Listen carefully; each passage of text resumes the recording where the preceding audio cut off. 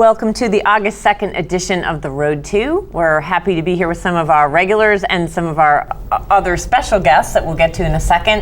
And as always, I'm your host, Patty Morrissey, and we will start off with introductions from our regular pundits.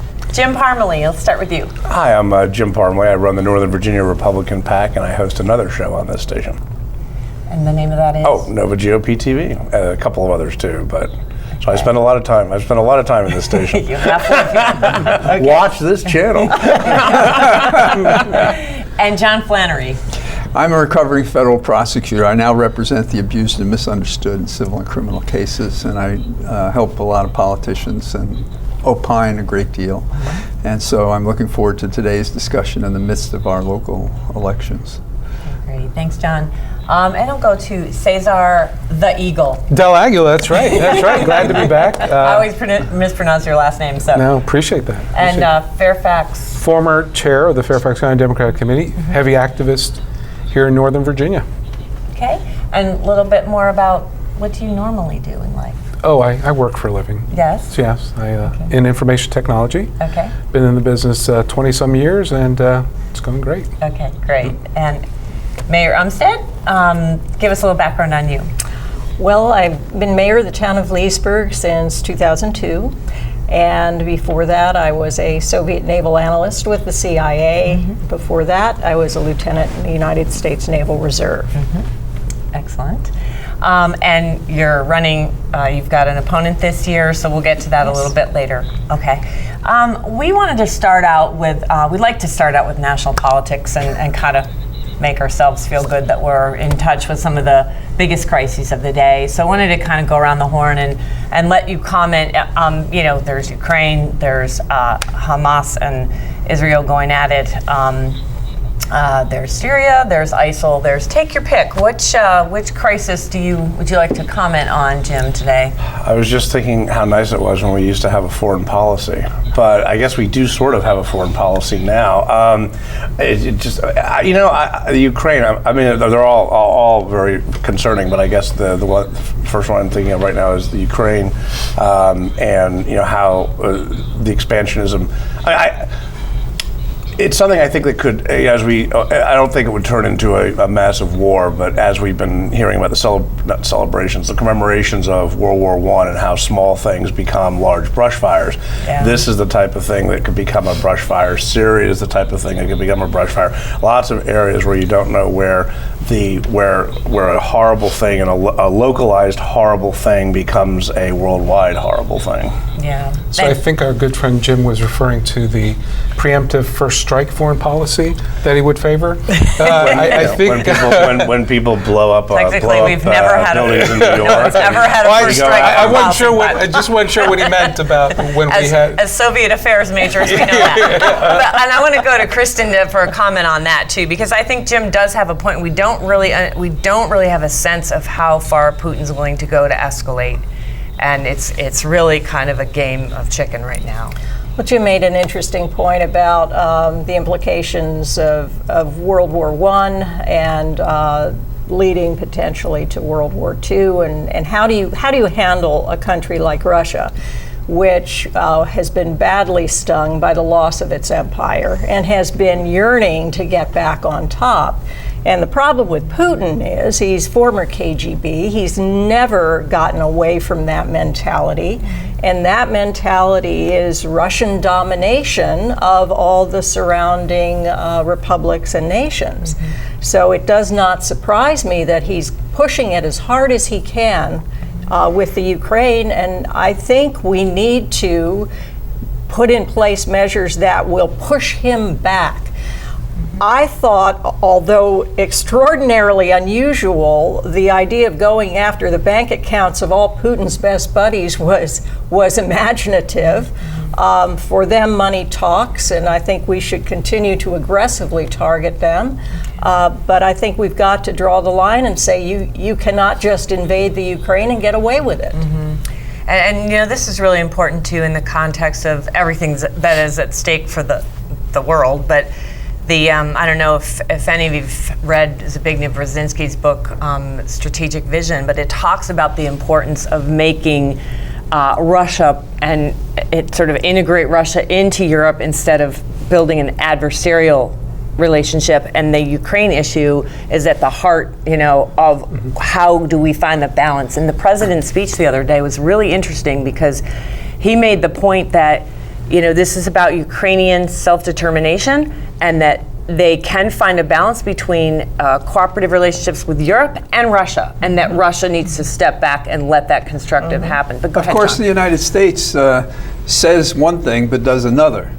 I mean, I'm not Are going to you give criticizing the United States? Of course. He's criticizing President Obama. I am criticizing President Obama, and I'm criticizing his administration for this reason.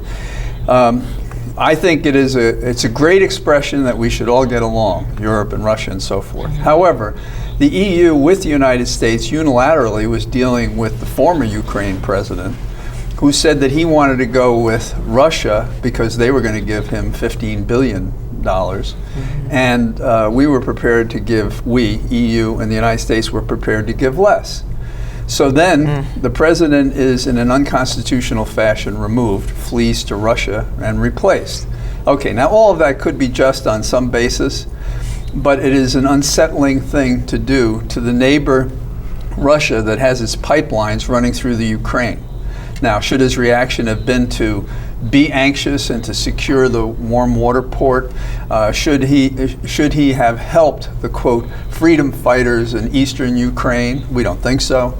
But we precipitate these situations. Now, why wasn't Russia at the table with the EU and US when it mattered before we provoked this incident? Same is true in the Middle East. In the Middle East, we have a situation in which, Netanyahu, in a vacuum, believes in preemptive strikes. He's written a book about it when he was out of office. However, here you have this entire situation talking about World War I, in which 3 teenagers are who are hiking, supposedly, I assume without weapons, in the Gaza, are dead. First they're kidnapped, then we believe they're dead. So then there's a reaction from the Israeli side, then there are missiles from Hamas, then there are soldiers killed, then there are targets made, and now we're in this incredible face-off in the Middle East. And the United States, what does it do? We talked about the empire of Russia. What about the empire of the United States? What is our empire ambition? Where are we supposed to be, and can we afford making bad choices anymore after what we did in Iraq? And I think the answer to that is no. But we have put on the table, maybe we should give missiles to Syrian freedom fighters. Maybe we should help Israel, or should we be helping Hamas? Or should we try to be a mediator when we're not wanted at the table because we're supporting positions that the parliament and Netanyahu don't want?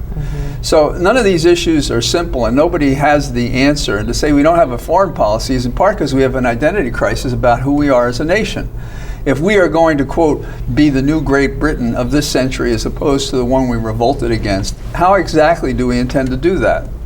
And people have all sorts of programs on the table, but not one has been adopted.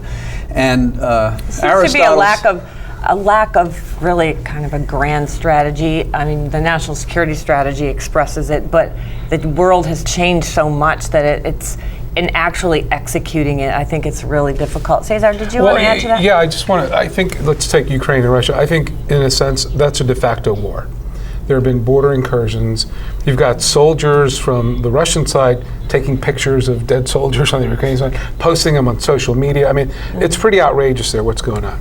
Back to the Israel, I think it's southern Gaza.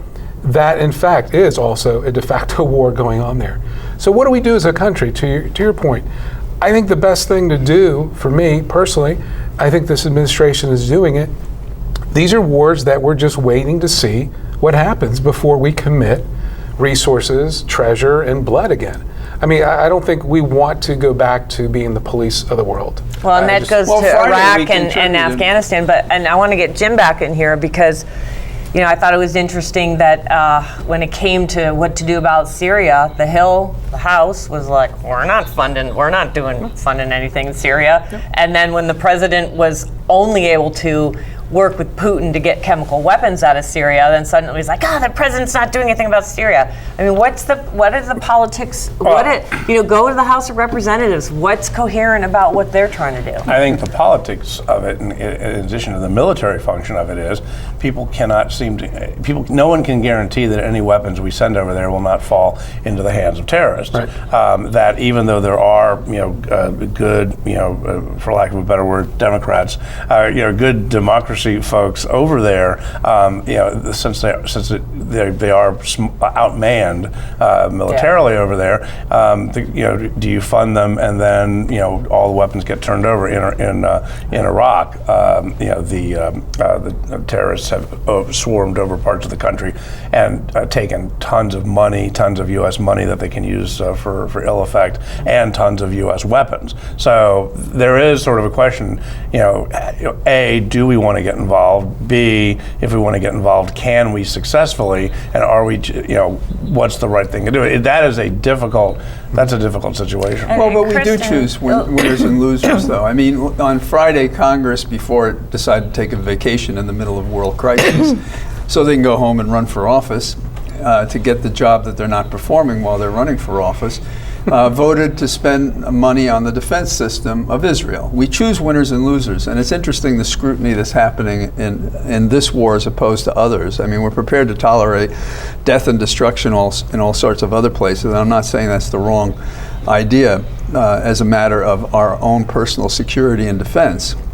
If we can't get in the fight and really be in the fight, then we shouldn't be talking the fight. I mean, I think the Ukraine situation, we provoked the situation that's now out of hand. We're not prepared to commit troops. It is a war. I don't know how you win a war by saying, I'm not going to let you have this money. I mean, I think Russia has the indomitable will to persist and has been trying to secure assets to its own nation in anticipation of being isolated the way we're now doing.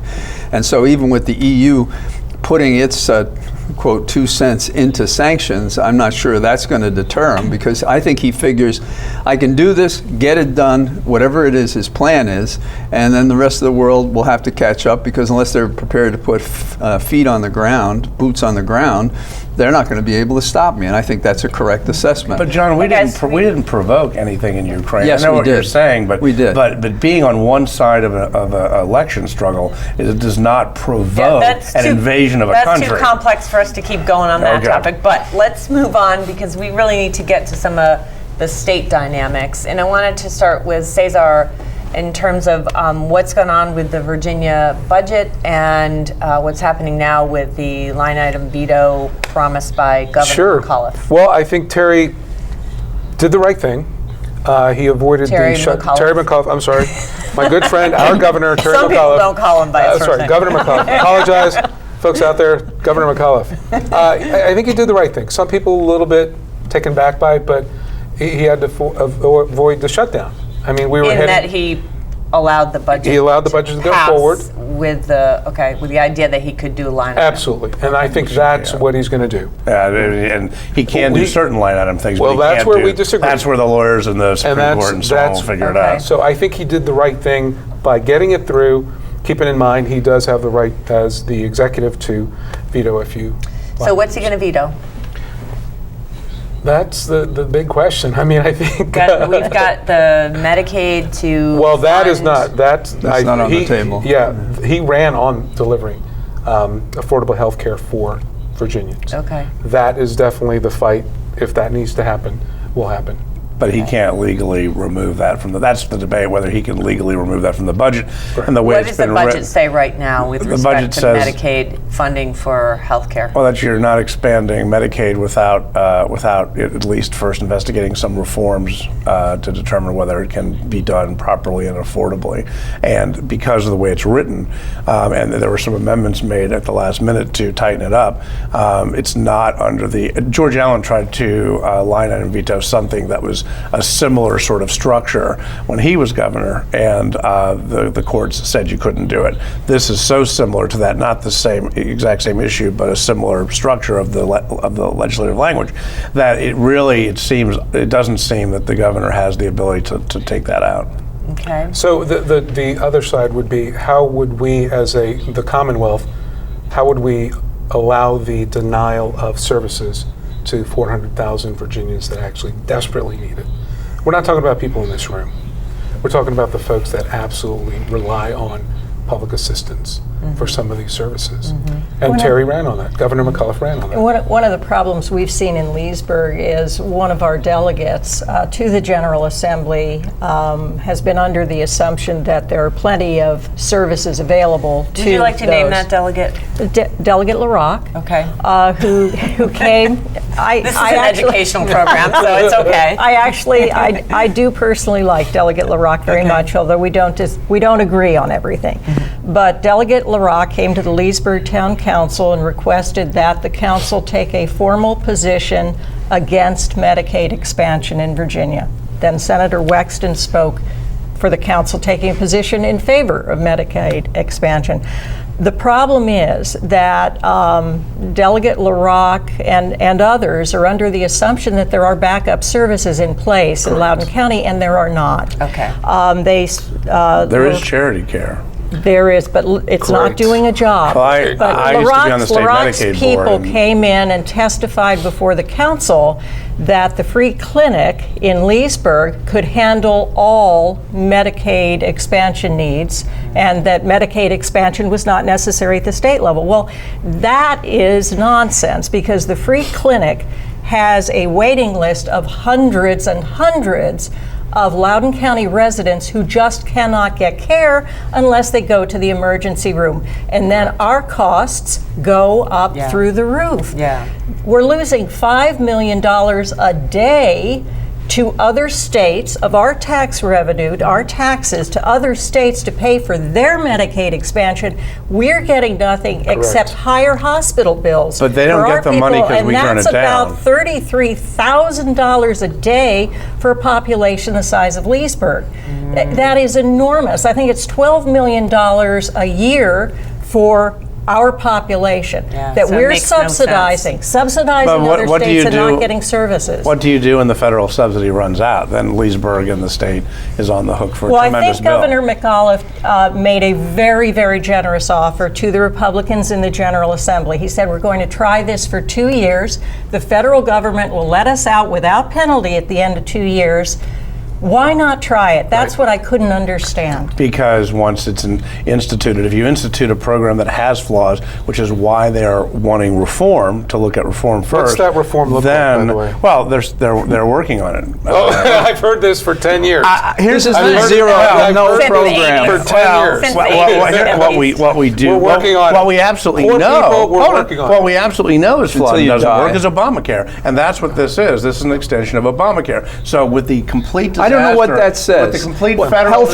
disaster It is that healthcare. Obamacare. No, it is healthcare. People It is losing- people who are people sick losing their and plans. dying and damaged and won't recover because we're not taking care of them You're now. right. There are plenty of we people care who are- about people Hold in on, the Middle hold East. on. We care about people in Ukraine. There But are right plenty here of in people- you're Virginia, right. 400,000 people can go pound sand. We don't care John, what happens you are to right. them. There are plenty of people who are in danger with their health care. Right, and that's what this is about. And there are plenty of Providing them who are, health care There are for plenty of them in danger because of Obamacare. Because No, they're Obamacare not these people. destroyed the You're plan. talking There are apples some- and there are oranges. people. There are people on both sides of it. No, there are not But people there on are- both there sides. are That's a some people that rhetorical are helped argument by that has no Obamacare, correspondence and there to are any some fact. people that are hurt by Obamacare. No, and as I've we are mentioned, talking about as I've people that are mentioned- getting no care. Well, as None. I've Zero. mentioned, first of all, Nothing. As And you as know, and as Mayor emergency Olmsted- rooms cannot turn people down. So the idea that So there's we no- pay for that, so and we there- have less money to pay for others. And the studies have shown that the people, the newly insured people on Obamacare, are using emergency rooms at approximately the same rate. They're still going and using emergency rooms as their primary health care. It's just and it's still getting paid for. It's Maybe, just under the roof maybe, of Obamacare. maybe they actually have emergencies. No. I'm more Do you, familiar. do you think people? Chronic Do you health think problems. people say, "I'm going to go and wait in line for several I hours"? mentioned this before on the show. I spent 8 years on the Medicaid. Yeah, well, board. what does that tell you? And people go in. There are plenty of people go in for emergencies. Plenty of people go into emergency rooms for minor things. That's just the way it is. And emergency rooms. Yeah, take- people are not doctors. They So don't know if how I can- emergency, if I can how ask- serious if I can it ask- is. if I Well, can and ask if their one question, doctor's one more time. closed on Saturday, Right. they have to do I'm that. not, I'm not what's saying the that they alternative? shouldn't be allowed to. What's I'm the alternative saying to the person that's has Obamacare MS? hasn't changed it. It does Actually, it provide has. people People in to be other states covered are being with covered. pre-existing conditions. Kids can stay on their parents' policies till they're 26. So what does the person with the pre-existing condition loses their job? Now they don't have health care. Well, there is a separate What do they separate do? insurance fund set up for that sort of thing, and you What does can it cover? also Doesn't and cover you anything. can- Does it cover no, medication? You can get. Actually, there was one. I believe there's still one for medication. Not all of medication, but for part of it. Although I'd have to go double check. Yeah, it's there called was a debate. Medicare. There was a debate over how And you have to be There's a donut hole. 65. There's a you know? donut hole. Also, there's My point is there's Or no TRICARE. alternative. You have to be in the military or be over 65. That's That's don't it. get me started on the We're Veterans getting this Administration, conversation fine a little example bit out of Obama's control. I think administration. that Mayor Sarcasm, of course. Umstead explained in very clear terms not only the human cost but the kind of But there's a ridiculous human cost logic to of there's the a human financial. cost to Obamacare. There's a human cost to Obamacare in that it is a number of folks are losing the insurance coverage that they had. They're not allowed to keep the. What number is that? They were promised. Well, one of them's right here. One of them's sitting right here. I had a health insurance plan that I liked. I wanted to keep under the Obamacare regulations.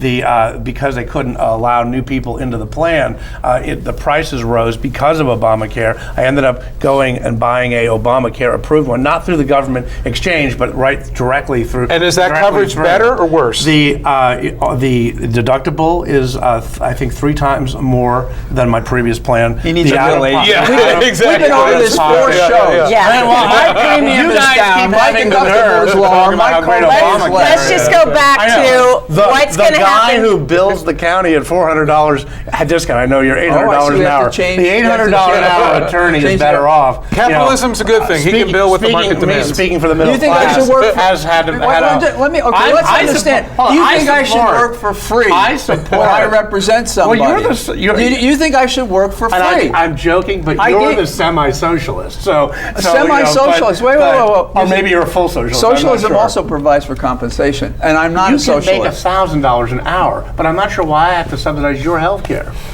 Why? And I mean, Well, aren't you talking apples and oranges again? One What is if working. you only made one is- $6 an hour? Yeah, Then suppose then I. have a Do you case think I for- should get a then you have minimum case- wage? Do you think I should get a would minimum If the wage? government is going to cover people's health care, I'd rather it cover $6 an hour. See, you believe in But you modern guys don't slavery. do- which Okay, is what guys, your we need to point do is. time out because I am even getting confused. Okay, so the real Welcome to issue here is Obamacare. what is going to happen with the Virginia budget with respect to providing for those people that are not covered right now. It's gonna be a we fight. say it's about 400,000, and it boils down to whether or not Governor McAuliffe can line item veto that part of the budget out of it so Correct. that then Medicaid can be provided, the federal matching can be provided, and then we can Correct. have it trickle down to people in Leesburg so they can actually get care as opposed to Die. Okay, so all right. I'm sorry. Are people dying in Leesburg in the streets because they don't? Are they dying in the streets because of? They not could be getting dying in healthcare? their apartments. I do recall when the Loudoun board didn't want to open a second hospital in Loudoun because they said we didn't need it. But have things changed? I Well, disagreed with that decision. Leesburg's in an unusual position in Loudoun County. We're the only federally designated hub zone, historically underutilized business zone, and those designations are given to localities that have a high percentage of folks at the poverty level or below the poverty level. So when I walk through our neighborhoods in Leesburg, I do see a lot of people who are hurting. Now, we're better off than we were 4 years ago when I was walking through our neighborhoods and finding a lot of people who had lost their jobs. It's not as bad now. In fact, it's gotten quite a bit better in Leesburg financially, but we still have a large percentage of our population that is financially on the edge. And I owe it to them as mayor to try to protect them as much as I would protect any of our other residents, whether they're middle class, working class, or our wealthier residents. I understand that. I'm just saying the idea this Democrats throw out sometimes about the people are dying in the streets over this is a bit heated. Well, As I mean, what death if you, happens. There may if be you a- look there, you know. at if you look at our situation Anyone who can get with to an emergency room poverty gets care. and But hunger it's too in late. Loudoun And anybody who County, can we do call have a EMS significant gets problem care. there. Yes. We have over 1,000 kids in Loudoun County, the wealthiest county in the nation, who do not have access to regular food, don't have access to stable homes. They're living with friends. They're trying to get into shelters. So we have a significant problem in Loudoun County, and the town is included in that, and we need to be mindful of that. That's why we have food banks like Interfaith Relief, why we have Mobile Hope, why in the schools we do backpack buddies to provide food on the weekends for kids whose only reliable meals are during the school day. So are people dying in the streets? Sometimes, not often, but they're not getting any health care. They're not getting to go to the dentist. They're not getting eye checkups. Well, for they're the not kids, getting physical hold it, checkups. for the kids, Medicaid covers dental care, something But- which and not for dental their care, which I parents. lost under my new health care plan. But yes, kids and Medicaid All right, are guys. getting dental care. We so got to take a break, and Okay. we will be back to argue some more. Okay, we'll be right back. Events of September 11th, there have been hundreds of violent attacks against innocent Americans. Remember what that flag you're waving stands for. Remember, please stop the hate. We're stronger when we are united. Remember what that flag you're waving stands for. One nation, Under God. Indivisible. with liberty. And justice. for all. in America, there's either room for everyone or it's not America. Don't pick the wrong fight. Let's keep America land of the free. Stop the hate. You'd never know it on the battlefield, but nearly half of today's military are National Guard and reservists. However, they can't answer our nation's call without their employer's support. If you're an employer, visit esgr.org and find out how to do your part. After all, their response depends on yours. This is Mommy's bed. Me and Jenny were jumping on it. Mommy's gun fell on the floor. I was a cowboy. Bang, bang, bang, bang.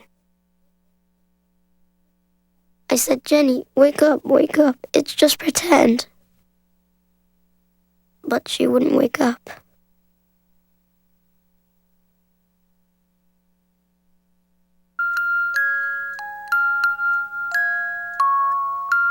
I'm sick of this. I'm sick of dealing with you. I'm sick of. I work 6 days a week. Who do you think you Stand up are? straight. Don't you ever talk back to me again! You just shut up! What are you crying about? What a child learns about violence, a child learns for life. Teach carefully. We can show you how. Act Against Violence. Call 877-ACT-WISE for a free brochure. Sweetheart, smoke outside now. You promised. Okay, hon. Sweetheart, smoke outside now. You promised. What kind of man are you? I'm a father. Look here, my father was a father, and he smoked his brains out in the house. Watch as he blows those smoke rings on my little red face. You probably have asthma. Asthma? Schmasma. I'm telling you, nothing's gonna happen to your kids. Don't swear when you're lying. You know very well that thousands of kids get bronchitis, ear infections, and even pneumonia from their parents' cigarette smoke. And didn't you promise your little angels you'd smoke outside? Hey, Daddy. Hi, Dad. Those little devils are just so sweet. Do the right thing. Please, smoke outside. Until you can stop, go out for your kids. Take the pledge. Call 1-800-513-1157. As time flows on, there are places we return to again and again. Precious places. Timeless places. Places that, with your help, can endure forever. I'm Paul Newman. Help the Nature Conservancy save the last great places around the world. Line item, just Welcome back to the second half of the Road to. I'm having a hard time shutting these people up, but that can be good sometimes. We are going to have a short discussion. That's what we're here for. We're going to have a short discussion on the Fourth Circuit Court basically declaring unconstitutional a voter-approved Sorry, I can't even get all these words out. Anti-gay marriage Thank you. proposal. The referendum on same-sex marriage that was declared unconstitutional by the Fourth Circuit Court. Okay, got it out. John, you go. Good decision! Exclamation point. But here is the important thing. Everybody's talked about it. It's the same decision for the same grounds in all the other states that have discussed it. But this is what people don't understand. They say the voters voted for this, and why isn't that the end of it? Because a majority does not rule individual rights guaranteed us by the Constitution, by the Bill of Rights that are invoked by word and ignored in practice every day. And in this case, we've said there is no rational reason why should be treating these people differently. And if you have a religious objection, you may not impose it on anybody else without, quote, establishing that religious precept for others who may have different views or no religious view, may just have a philosophical view. And that's the beginning and the end of it. Luckily, we have a generation of people coming along that are pushing past the troglodytes that don't respect individual rights and liberties. And so this is a passing thing. We'll be fighting about some other individual right or liberty. But the problem about America is the promise of the nation that is we're still working on it. We're not there. A few years ago, it was the Loving case. Right? Yes, there was a exactly. time in Virginia. That was quite a while ago now, but it was 50 years ago, there was a time where you couldn't have an interracial marriage. Yeah. So same thing here. It was I think illegal. the justice needle bends towards. Jim, do you want to make a comment on this? Well, I was going to say, the Supreme Court hasn't ruled yet, and typically when the court gets involved in these social issues, you've got a lot of back and forth on it, and courts have different opinions on it, and you have to, if you're going to overturn a referendum, it's something you shouldn't do lightly, regardless of where you stand on the issue. So I guess we'll find out what the Supreme Court thinks. What if we had a referendum that says slavery is okay? Would you be okay with that? Do you believe that's the same thing? Yes, I do. Actually, yeah. Well, that's individual rights and liberties. Exactly the same thing. What the Supreme that the Court color would. of your skin, your religious belief, who you associate with, where you live, redlining, forced segregation of who fights our wars as opposed to people who can pay their way out, all of these things. These are all things that if the people vote on, the individual right gets asserted against the majority. In other words, the government wrong is protected by the individual right against that wrong. Well, John has a heavy Supreme Court docket he would like to have. However, the Supreme Court will end up deciding. I don't know that they will. We'll see what happens on the gay marriage. Kristen, you want to weigh in on that? Well, I think the whole country, federal circuit by federal circuit, is moving in that direction. And one of the things we do in Leesburg, we work a lot with our churches and our synagogue and our Muslim community.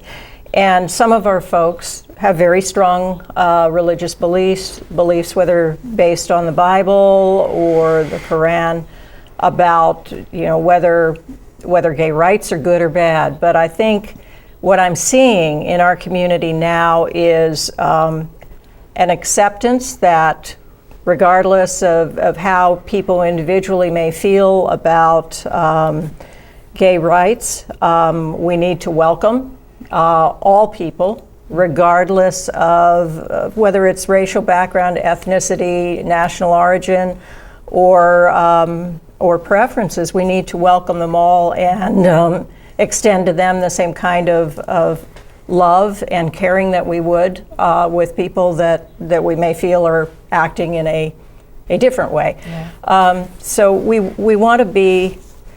don't want to punish people for the way they were born. Yeah. I think it's morally wrong to do so. Yeah. And Cesar, you want to weigh in on that? I'm right with the mayor. In fact, our mayor in Herndon and town council, we had a proclamation last month, I believe. Herndon celebrated June as Gay Pride Month in the town of Herndon. So I think I'm with you there. As the country is moving, it's more about inclusion as opposed to identifying groups that we can start maybe separating and eventually disliking. Oh, that's a good trend. Let's go, switching topics, let's go to the Silver Line, which just opened, 1 week ago? Last weekend. And I don't know who wants to take the lead on this one, maybe Mayor Umstead, but it's not going to be reaching Leesburg anytime soon, but it's certainly going to take some pressure off commuters from Northern Virginia, especially Loudoun County. So it's it's a challenge for Leesburg because, of course, as you said, Patty, we don't get service from the Silver Line. And its impact on us will be, I think, beneficial for those of our citizens who need to commute. They'll be able to get to a stop eventually in Ashburn and get into Tysons or DC, wherever they need to go.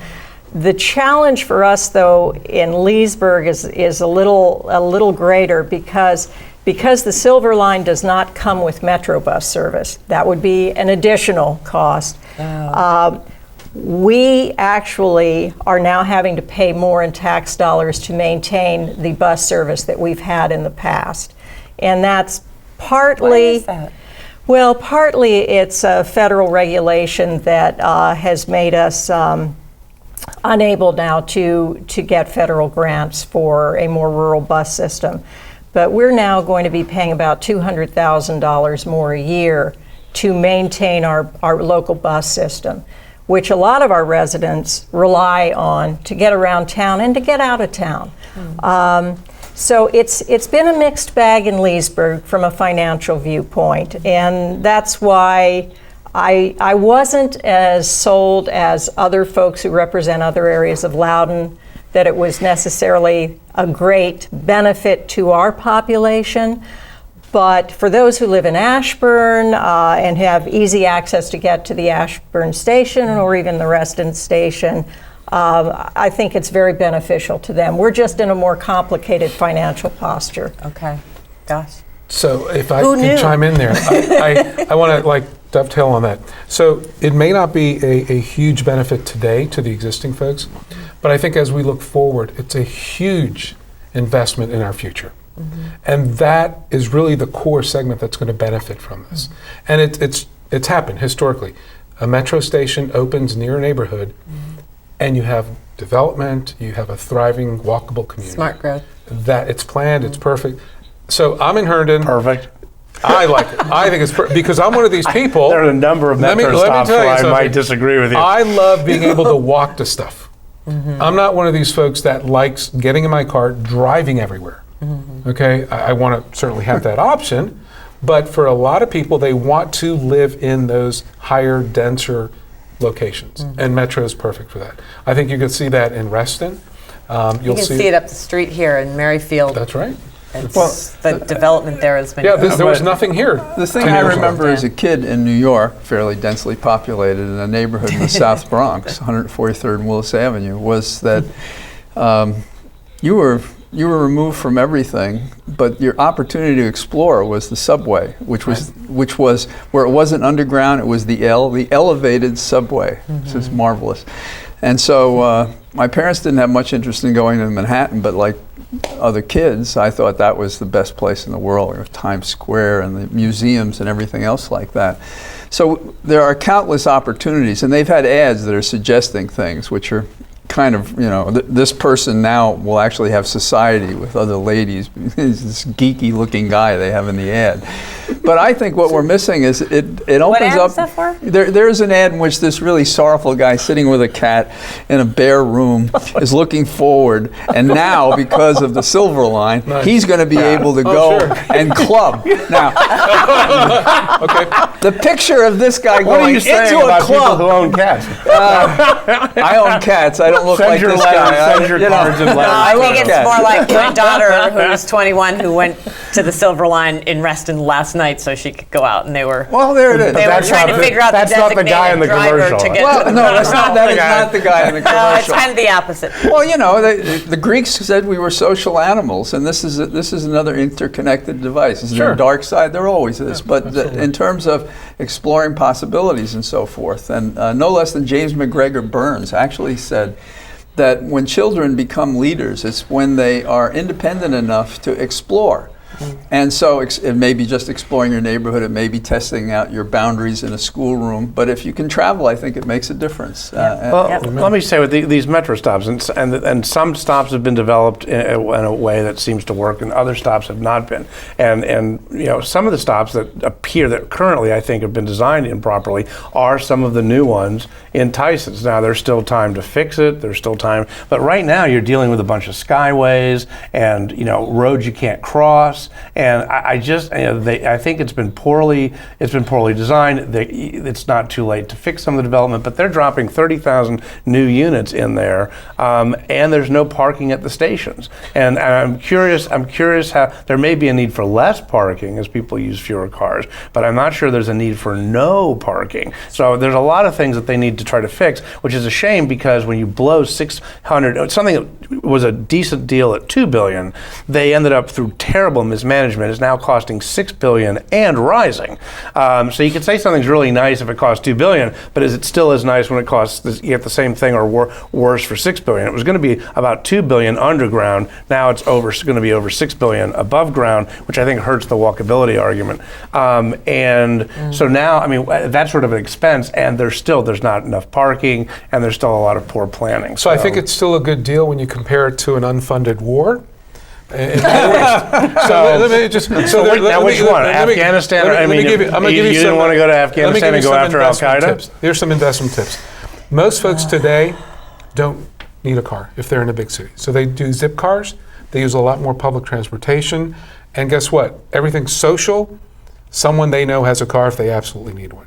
And so you still need some parking. I said you need as much parking. You still need some parking. Zipcar is a good investment in the future. Just keep that in mind. I didn't know. Did you do it? Did you do it? Or how did you get here today? You drove. I drove. We all drove. Sure, but there's a metro station down the street. But see, we have options. Didn't go down not everyone has those options. So they live where they can afford, and they take transportation that they can afford. Not everyone can pay for a car. Parking's expensive, and let me just ask expensive. you this to try to look towards the future, because the Silver Line is now open, but we've got the second phase. I'm not sure where that is, but I know there was a lot of debate about how far out to take it. You know, what the what the airport beyond station would look like, all that. Is anyone up on the details of how this is? Another poor design. The metro doesn't actually go to the airport. It's going to be about 150 feet away. I know it's a lot longer, a lot farther than that. If you're counting the outer edge of the parking lots, maybe. It's walkable. Is there a security issue with that? We saved $500 million. When you have a $6 billion project to take metro to the airport, we cut the project. Take it to the airport. It sort of proves that the goal was never really metro to the airport. It was just metro, which $2 billion, fine. $6 billion, you got to ask. You should attend his walking class. Yeah. I mean, you can walk there. You know what? Okay. The bus they had took you right there. Look, all right, guys, we're going to switch to some actual political and campaign issues. And we wanted to talk a little bit about the 10th district race between Jon Faust and Barbara Comstock, which is obviously heating up and will get hotter and hotter over the course of September and October. John, what's your take on that? Well, my take on it is I think you can't ignore the character of the parties running. And I say it in this way. The most charitable way I can put it is Barbara is not a person of compromise who gets people to work together. And John, and I think because of local government, you see it with Kristen, you are so immersed in the issues. And John's a supervisor. Jon Faust, I'm sorry, is a supervisor County. in Fairfax. Drainsville. And the advantage of a position like that, and the burden, is that there is no partisan view of how you deliver services, whether it's police or water or health care. These kinds of things don't have a partisan issue. They are a demand. And I was chief of staff for a congresswoman who represented San Jose. And she said, when you're on the board, it doesn't matter. If there's water in the neighborhood, you got to take care of it. There isn't a Democrat or Republican solution. Okay. That profile of John alone, in addition to how well he's done by the record of the people who support him, recommends him to a dysfunctional Congress in which everything is a partisan issue. Things are not done because it's a partisan issue. And for good or bad, maybe Barbara should be a prosecutor. Maybe she should be the U.S. attorney in a Republican administration. But she is not a peacekeeper. She is not a person that brings people together. And she's made choices in her life that I think are very wrong. You know, she was on the one hand in the Justice Department prosecuting the Libby case with an attorney general. Then she went out and raised money for the defense. We already have people that are personally ambiguous as to what is right action. We don't need another one. And if you judge the contribution list of people who have given to her, and I'm not talking about the Koch brothers, I'm talking about all the other people over the years that reflect her single-minded view of prosecute, investigate, and so forth. And we have a function in society for that. I'm not criticizing that. I was a prosecutor. But what I am saying is that she doesn't have a function as a peacemaker, as a person. What do you think about that? I was going to say, So Barbara's a John delegate. has certainly prosecuted or gone after enough people, but okay. Okay, Barbara delegate. Barbara, I was Comstock. going to ask you, Barbara Comstock, how did she keep winning so many races in such a swing, maybe even a liberal district? Clearly, she was getting a lot of won Democratic 2, right? support. I think she's won two, so Yeah. many. That's- So it's not so many, it's countable. She's about to win a third. So, she's about to win the congressional race. Oh, I see. most Well, I likely. think it's a more marginal It's a more Republican. district. But I'm Obama saying didn't carry the in district. a more liberal delegate, in a more seat, which It's you not guys a spent, liberal- Yeah, which that you was guys held spent by a a lot. Republican for a long time. It was many years. You guys spent a lot of money on it. It's McLean, and it was redistricted, and it's not a very Republican. You know what? She got a lot of Democrats. She could not have won that seat without getting a lot of Democrats. Well, you're How talking did she do it? horse race. What Yeah, is how the did she- issue? tell us. What is Tell the us. issue that recommends I'm her? curious. I know how she did it. I was wondering. So No, what I'm do you- gonna wait, what is I was your gonna ask opinion? the class What if is they your knew. opinion on I'm gonna her tell you how she won. attractiveness? She's very effective because she does a great job. Former campaigning, chair of talking to Fairfax people, and when County. people talk to her, they realize John is wrong. No, And, what she and they tells vote for her. what she tells people isn't entirely the truth. That's how she won. So let me tell you. Let's go back to the Metro. The Silver Line just opened. Guess who was there getting their photo op? Well, she Barbara don't Comstock. pay for it. Yeah. No, we she all have voted to pay for against. it. Oh my God! She voted against every bill that would have supported Actually, helping Metro. what she wanted was So- she wanted to have more competition in terms of trying to get the cost. Did she vote down against the bill in or order not? to Yes, make it she a better did. deal. So here's Well, the if you thing. vote, So here's the thing. But then she Decisions. tells people, "Well, yeah, of course I supported it." But that's just Well, not you as can- early. In my room, in my library, I You can supported. support the concept of. I will- feel As it. I pointed out, you can Feel it. support the concept of Metro and the building of Metro with competition at $2 billion. that's not and what you can the- ask a few well-placed questions as to why did the $2 billion this is how project she become won. a $6 billion sense? He supports jobs, fact-based just not argu- any minimum pay. fact-based He supports argument. health, but he won't have Guys, it. So let me tell you. He what- supports you the guys Metro, must be but he can't approve any fantastic when you program. walk into a It's simple. store and you pick something up and it's $2. So I will and tell you get you. to the cashier and it's $6. I guess you just don't have to So worry you would about have it. voted the Here's same the way extra, she you know, did so against the asking Silver you Line. questions and you're You would have just- voted against the So the Silver question Line was, just like she the did. question was, how did I she would have win? gotten you a better deal. The question was, how did she And win? she didn't. She told her was not constituents in the minority. one thing, went to Richmond and voted another way. That's how she won. And quite frankly, I think we Democrats have woken up to that, because I personally think we had a much better candidate in that race. Kathleen Murphy. She was incredible, and she will run again. You heard it here first. Well, she'll tell you. But I think John Faust, having been the Drainsville supervisor, having met his people, he's meeting people in Loudoun, I think people will see who he is. He's a straight-up guy. He tells it like it is. He doesn't try to blow smoke to you. Well, hopefully, He tells voters hopefully we he's can get fiscally both of them responsible on when the he's show. not. Jim, maybe you could get Barbara You to know come what? on the show. I'll talk to the I'm sure Faust John will folks. come on the show. Sure. Yeah. Sure. All right, let's get to Mayor Umstattd, because she's got a Ta-ta. race. Okay, she has a race in Leesburg, and I think for some of the people across the viewing audience, they're not as familiar with Leesburg. So maybe just give us a little bit dynamics in terms of the politics there and your positions versus your opponent. Okay. Well, Leesburg, we're a town of about 47,000 population. We're now the largest town in Virginia. Not the largest city, but the largest town. We're larger than a lot of cities. But we have a council that works fairly well together, I think, in general, and different philosophies on the council. The town has been trending Democrat at the national level, and town voted for Governor McAuliffe, voted for Senator Warner and Senator Kane. But generally kind of a moderate electorate, really, right? Leesburg, anybody has a chance. If you come across as a reasonable, serious public servant, you've got a chance at winning a seat on the town council. So we have 3 council seats up this year and the mayor's seat, which is a 2-year term. Tom Dunn is running for mayor, as am I. Tom and I ran against each other 4 years ago. And we're doing it again. I've been going out door to door, which is always the linchpin of any campaign I run, because if you don't do that, if you don't go into the neighborhoods, you don't really have a clue of how differently people can live. I mean, if you just associate with people just like you, you're not going to see the other issues that come up. So it's the part of politics I enjoy most, because it gives me a sense of what our people are thinking. We are an increasingly diverse community, as is Northern Virginia, although we're probably not quite as ethnically diverse as some of the eastern districts. But the issues I see, taxes are always important.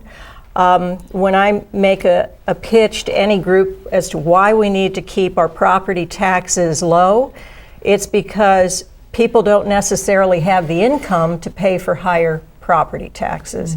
Income taxes are income-based, property taxes are based on the value of the property. If you lose your job and your home is going up in price, you can't necessarily afford the higher payments. So we're always very mindful of that in Leesburg. Tom and I approach politics very differently. Tom is, how to say this politely, I think Tom would prefer that government just cease to exist. And friend of yours? I was going to say maybe, and I'm not as familiar with his positions, but perhaps he thinks government does too much and does it inefficiently and poorly. I think he's well, stronger than that. I know in the town of Leesburg, our 2 primary spending areas are in police and public works. And so that's road paving, that's road building. I have consistently supported both. Tom has voted against every public works project, all police funding, all parks funding.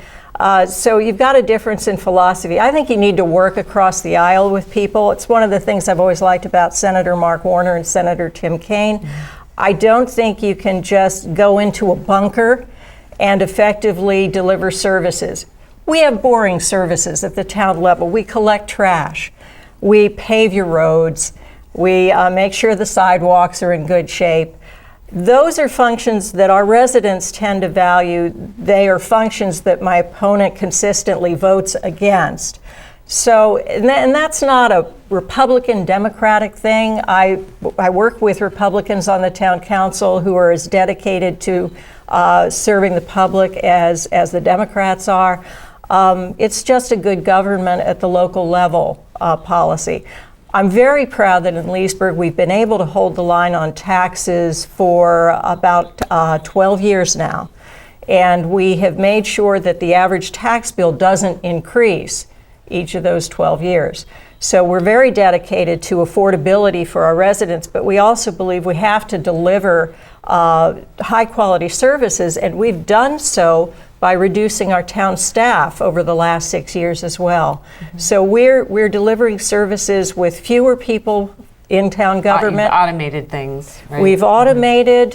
We've looked at reorganizing departments to make sure that we don't have any redundancy. We contract out when it is beneficial to the taxpayers to do so. We keep it in-house if we can do it more cheaply in-house. So I think we have a well-run town government. We just were designated a AAA locality by Standard & Poor's, which is the first in our history, and we've been aiming at that. Is that the most A's that you can get? That's the most A's you can get. AAA. Yes, yeah. So great. That's what we're facing in Leesburg. Okay. John, do you have you're in Lovettsville, but I've known Kristen for a number of years now. Practices in Leesburg, right? Our offices are in Leesburg, and we found the town government to be very friendly to our practice, and the environment is marvelous. And we've moved from downtown opposite the courthouse to the Village Market, which is a marvelous location as well. Different kinds of choices. It's like a little town within the town of Leesburg. But the thing that Kristen maybe can't say for herself is that over the years, what happens is you've dealt with so many issues that you have not only good policy that she summarized, but you have the experience to know the specifics and the details in a way to make the government work. And in a time when the biggest distrust of government is how they don't get along, Kristen has managed to deal with people from diverse backgrounds in the council and in the community to great effect and to great praise through the region. And she's very well regarded, and she probably doesn't need to say it in the campaign, but she's consulted with people in the region. She's always looking for the best and brightest people to help and the best policies to try out in the community. And she sat on all these different state and regional boards over the year that I'm sure she could enumerate if the show was long enough. So it's been 12 years. 12 years. And so it's not so much a statement against anyone as it's an affirmative endorsement of a person in government that is like the kind of person that we want in government. The integrity and the balance to really, get things done and not, alienate people. It's hard to find people that feel that way. But I do think it's important that we have the debate and that your opponent is bringing in the debate about how one can do government even more efficiently and try to keep taxes down or perhaps a tax cut, because in a lot of cases people's houses are worth less than they used to be. So if their tax bill is the same, that's a concern if your house is worth significantly less. So there's always a way to try to do some more. So we got to wrap it up. Any last thoughts? Any exciting last words? Well, this has been good luck to this Kristen. Has been a lot of fun. Thank you. We may have you back before the election. Good luck to Barbara Comstock. And since we're giving out good wishes, go Faust. We'll see everybody in the fall. Next show will be go Mark. Next show, my girls will be back to school, and I'm actually starting a second master's degree, so Whoa. that'll be fun. Anyway, we'll see you next time on The Road 2. Thank you for joining us for the last hour.